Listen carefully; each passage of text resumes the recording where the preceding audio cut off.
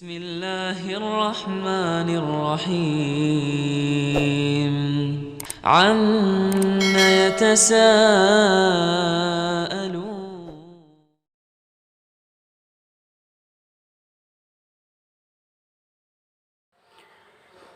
Bismillah walhamdulillah wassalatu wassalamu ala rasulillah amma ba'du. Kita langsung saja kepada materi kita hari ini, yaitu berkenaan dengan al-marfu'at. Al-marfu'at itu adalah kelompok-kelompok rofa' atau kedudukan-kedudukan suatu kalimat yang hukumnya rofa'.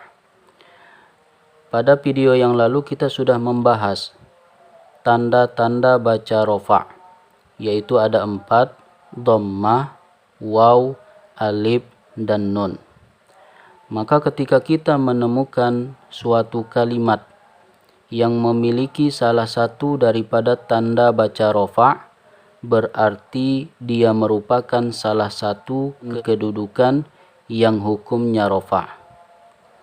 Nah, apa-apa saja kedudukan-kedudukan yang hukumnya rofa'?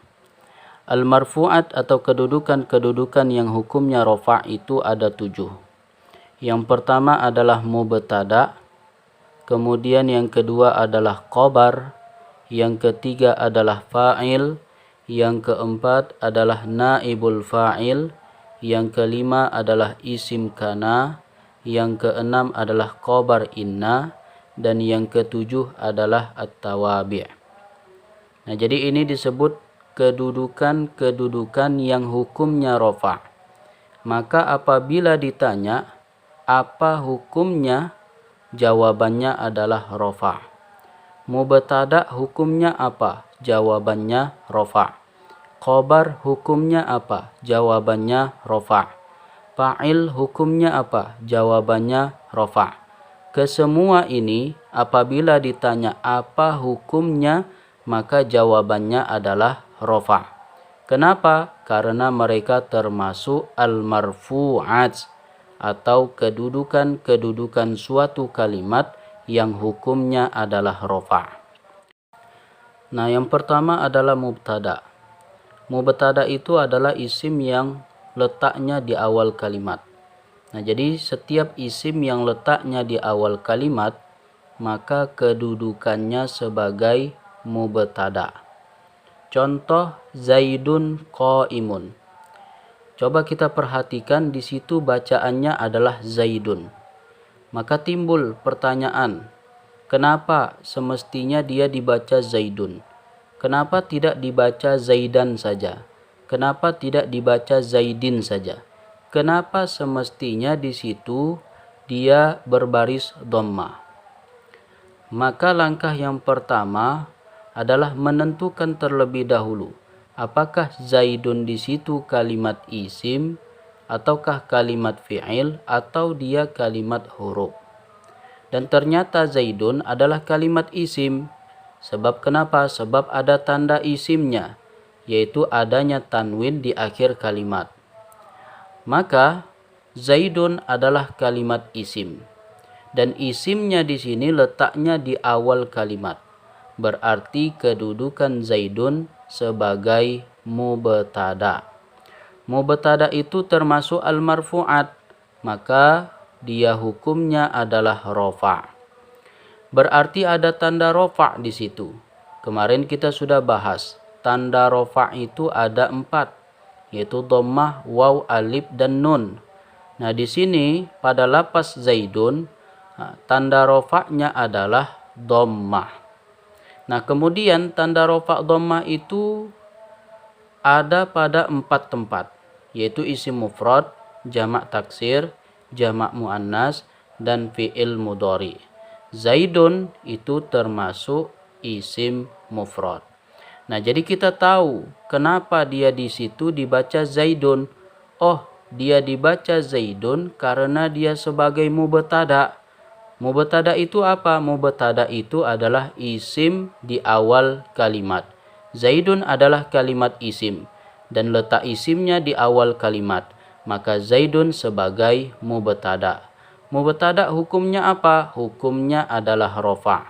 berarti ada tanda rofa. Tanda rofanya adalah dhammah. Kenapa dia dhammah? Karena Zaidun adalah isim mufrad. Kemudian al-marfu'at yang kedua adalah khobar.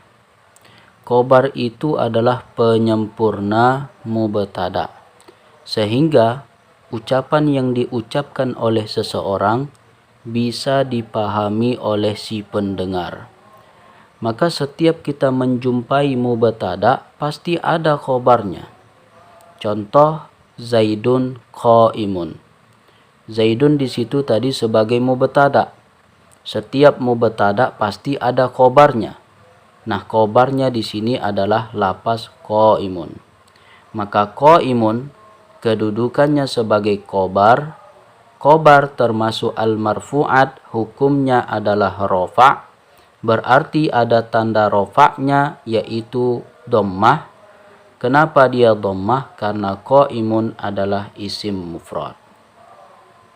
Sebagai contoh yang lain, misalkan ada ucapan al-masajidu wasi'atun. Masjid-masjid itu luas.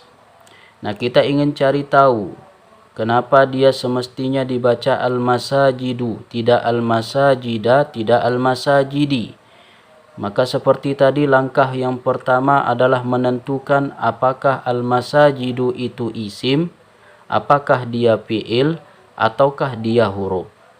Dan di sini al-masajidu adalah kalimat isim. Sebab kenapa? Sebab ada tanda isimnya, yaitu adanya alif lam di awal kalimat. Nah, al-masajidu adalah kalimat isim. Letaknya adalah di awal kalimat.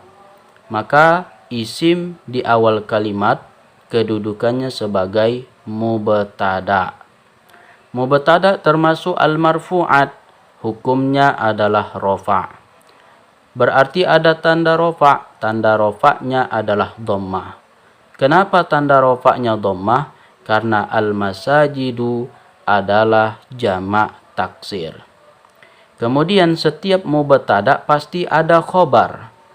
Khobarnya di sini adalah wasi'atun. Maka wasi'atun kedudukannya sebagai khobar. Khobar termasuk al-marfu'at, maka hukumnya adalah rofa'. Berarti ada tanda rofa'. Tanda rofa'nya adalah dhammah. Kenapa tanda rofa'nya dhammah? Karena wasi'atun itu adalah jamak muannas salim.